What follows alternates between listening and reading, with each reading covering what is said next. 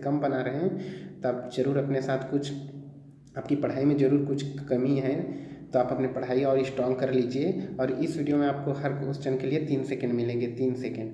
तो चलिए इस वीडियो की स्टार्ट करते हैं, देखते हैं सबसे पहला क्वेश्चन कौन सा है।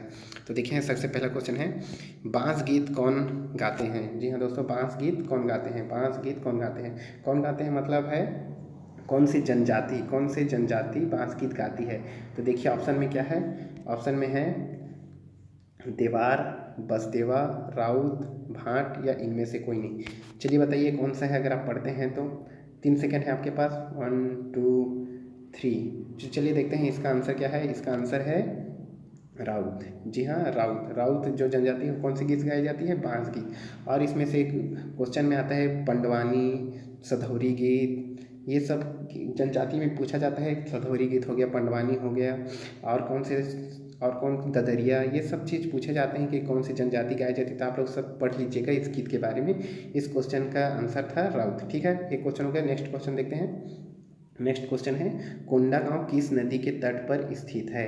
कोंडा गांव किस नदी, कोंडा जो कोंडा गांव है इसको जिला कोंडा, जिला कोंडा गांव या कोंडा जिला भी बोलते हैं। तो कोंडा जिला में है कोंडा गांव, तो किस नदी के तट पर स्थित है। कोंडा गांव आपको पता है, कोंडा। तो इसको देखिए नदी में कौन कौन से ऑप्शन आपके पास, साबरी नदी, दूध नदी, नारंगी नदी, इंद्रावती नदी। तो आपको पता है इंद्रावती नदी बस्तर का जीवन रेखा नदी है, ये बस्तर के तट पे है। साबरी नदी, साबरी नदी क्या है, जो सुकमा जिला है और उड़ीसा, सुकमा जिला उड़ीसा के बॉर्डर, उड़ीसा और सुकमा के बॉर्डर पे है ये साबरी नदी। तो इसमें से आपके पास 3 सेकंड है, जल्दी बताइए कौन सा है। तो इसमें से ऑप्शन है option number C, option number C क्या है, नारंगी नदी है। जी हाँ, नारंगी नदी के तट पर ही कौन सा गांव स्थित है, कोंडा गांव। ठीक है, चलिए देखते हैं नेक्स्ट क्वेश्चन। नेक्स्ट क्वेश्चन है पंडवानी। पंडवानी गायन किस ग्रंथ पर आधारित है, अभी आपको बताया था। पंडवानी, पंडवानी होती है जो अपनी गायन होती है, जनजाति गाए जाते हैं। पंडवानी, सधौरी गीत, बांस गीत, ददरिया, तो ये कौन किस ग्रंथ पे आधारित है। तो देखिए ऑप्शन क्या है, ए श्रीमद् भागवत, बी क्या है रामायण, सी क्या है महाभारत, डी क्या है शिव पुराण, और या इनमें से कोई नहीं। जल्दी से बताइए, अगर अब यदि आप जानते हैं तो आपको पता चल गया होगा। जी हाँ, चलिए इसका आंसर बता देता हूँ। इसका आंसर है महाभारत। जी हाँ दोस्तों, पंडवानी में महाभारत, खास करके भीम, महाभारत के जो मुख्य पात्र है भीम के बारे में इसमें बताया जाता है। पंडवानी में कौन कौन से प्रसिद्ध है नायक हैं, तो झाड़ू राम देवांगन जो कि पंडवानी के बहुत जाने माने कलाकार हैं, और एक है, और क्या नाम है उसके, और नाम याद कर लीजिएगा पंडवानी से रिलेटेड क्वेश्चन में। चलिए देखते हैं तीजन भाई, हाँ तीजन भाई के बारे में भी आप लोग जानते होंगे। चलिए देखते हैं नेक्स्ट क्वेश्चन क्या है। नेक्स्ट क्वेश्चन है, निम्नलिखित में से कौन से स्थल में 3 नगरों के अवशेष प्राप्त हुए हैं। देखिए जब आपको पता है हमारे सबसे प्राचीन नगर, प्राचीन क्या है, सिंधु सभ्यता, सिंधु सभ्यता की जो खुदाई हुई थी उसमें से जो नगर मिले थे हड़प्पा, मोहनजोदड़ो। तो इसमें से 7 प्रमुख क्या निकले थे, खुदाई हुई थी 7 प्रमुख नगर निकले थे। तो इसमें से पूछा है कौन सी स्थल में तीनों नगरों का अवशेष प्राप्त हुआ है। तो पहला है मोहनजोदड़ो, संघोल, कालीबंगन, धौलावीरा या उपयुक्त में से कोई नहीं। बताइए जल्दी आप। तो इसका ऑप्शन का, इस क्वेश्चन का ऑप्शन नंबर आएगा धौलावीरा। धौलावीरा में 3 नगरों के क्या प्राप्त हुए, अवशेष प्राप्त हुए हैं। इससे रिलेटेड आप भी पढ़ लीजिए कि मोहनजोदड़ो की खुदाई किसने की थी, और जो हड़प्पा है उसकी खुदाई किसने की थी, और इसमें कितने अवशेष मिले थे, सबसे बड़ा स्नान घर कहाँ पे है। ये सब चीज़ ये इस बार पूछे जा सकते हैं। चलिए देखते हैं नेक्स्ट क्वेश्चन क्या है। शाहजहांनामा के लेखक कौन थे। जी हाँ, शाहजहां जो थे उसके जीवन के बारे में एक बुक बनी थी शाहजहांनामा, उसके लेखक कौन थे। बताइए उसके लेखक कौन थे। ऑप्शन में है गुलबदन, शाहजहां, अब्दुल हमीद लाहौरी, इनायत खां, उपयुक्त में से कोई नहीं। चलिए देखते हैं, आपका 3 सेकंड समाप्त। इसका आंसर है डी, इनायत खान। जी हाँ, इसका आंसर है इनायत खान ने किसने, शाहजहांनामा की क्या की थी, रचना की थी। इससे रिलेटेड और क्वेश्चन है बाबरनामा को किसने लिखा था, याद रखना बाबरनामा को स्वयं बाबर ने ही लिखा था। उसके बाद है अकबरनामा किसके द्वारा लिखी गई थी, अकबरनामा दौलत खां के द्वारा, दौलत खां नहीं, अकबरनामा है अली दौलत खां, ऐसे कुछ है, आप पढ़ लीजिएगा बाबरनामा के बारे में। और ये अकबरनामा के बारे में। ठीक, चलिए देखते हैं नेक्स्ट क्वेश्चन क्या है। प्रदेश में सबसे कम अंतर्राज्यीय सीमा वाला जिला कौन सा है? देखिए जिला क्या आ गया, तो जिला में क्या है, सबसे कम और अंतर्राज्यीय जिला मतलब हमारे जो प्रदेश में 27 जिले हैं उसमें से 27 जिले के बॉर्डर में दूसरा राज्य मिला हुआ है। तो सबसे कम कौन सा जिला है जिसमें अंतर्राज्यीय सीमा कम है?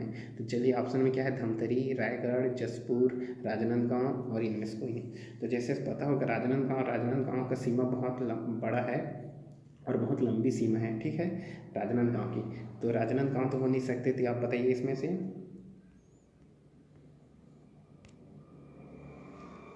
जी हाँ, इसका आंसर नंबर ए क्या है, धमतरी का जो बॉर्डर है अंतर्राज्यीय सीमा वो सबसे कम है। चलिए देखते हैं इसका मैप। ये देखिए यहाँ पे है धमतरी, कहाँ पे है, ये देखिए ये है धमतरी। इसका यहाँ पे छोटा सा जिला सीमा है, यहाँ से किससे, उड़ीसा से मिला हुआ है। रायगढ़ का देखिए, रायगढ़ राजनांदगांव का बहुत बड़ा है, रायगढ़ का भी इतना बहुत ज़्यादा है। तो अब सबसे छोटी सीमा किसकी है, धमतरी की। ठीक है, तो धमतरी याद रखिएगा। चलिए देखते हैं नेक्स्ट क्वेश्चन। सर्वप्रथम स्तूप शब्द कहाँ मिलता है? देखिए सर्वप्रथम क्या है, स्तूप शब्द कहाँ मिलता है? तो ऑप्शन है ऋग्वेद, जातक कथा, अर्थशास्त्र, अष्टाध्यायी, इनमें से कोई नहीं। तो अब इसमें से ये निकालना है आपको कि सर्वप्रथम स्तूप कहाँ मिलता है। जैसे कि हमारे पुराने वेदों में, रचनाओं में सबसे पुराना वेद कौन सा है, ऋग्वेद, यजुर्वेद, अर्थवेद, सामवेद। तो ऋग्वेद सबसे पुराना है और पुराण है, तो इसमें से पूरा है सबसे पुराना, सबसे प्रथम। तो बताइए, आपके पास 3 सेकेंड है। अगर आप ज़्यादा समय चाहते हैं तो वीडियो पॉज भी कर सकते हैं समझने के लिए। तो इसका इस क्वेश्चन का आंसर आएगा ऋग्वेद। क्या है, ऋग्वेद सबसे पुराना वेद है, आपको पता है। और ऋग्वेद में ही सर्वप्रथम किसको, स्तूप के बारे में मिलती है, परिमाण मिलती है। चलिए देखते हैं नेक्स्ट क्वेश्चन है। निम्नलिखित में से कौन अष्टांग योग का अंश नहीं है? अष्टांग योग है जो योग के संबंधित है, उसका जो अष्टांग योग का अंश नहीं है, मतलब इसमें से ऑप्शन में अनुस्मृति, प्रत्याहार, ध्यान, धारणा और इनमें से कोई नहीं। तो इसमें से कौन है जो अष्टांग योग का अंश नहीं है? आपके पास 3 सेकेंड है। यदि आप ज़्यादा समय चाहते हैं तो वीडियो पॉज कर सकते हैं। इस प्रश्न का आंसर है अनुस्मृति। क्या है, अनुस्मृति जो है वो अष्टांग योग में नहीं आता है। ठीक है दोस्तों, याद रखिएगा अनुस्मृति। चलिए देखते हैं नेक्स्ट क्वेश्चन कितना है।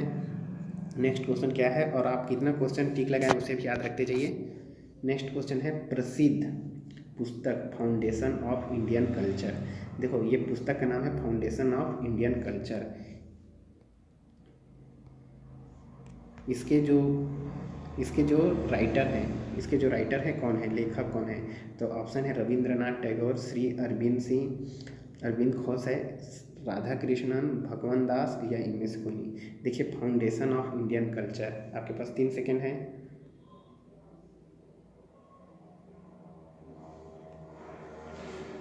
तो इसका आंसर है श्री अरविंद घोष।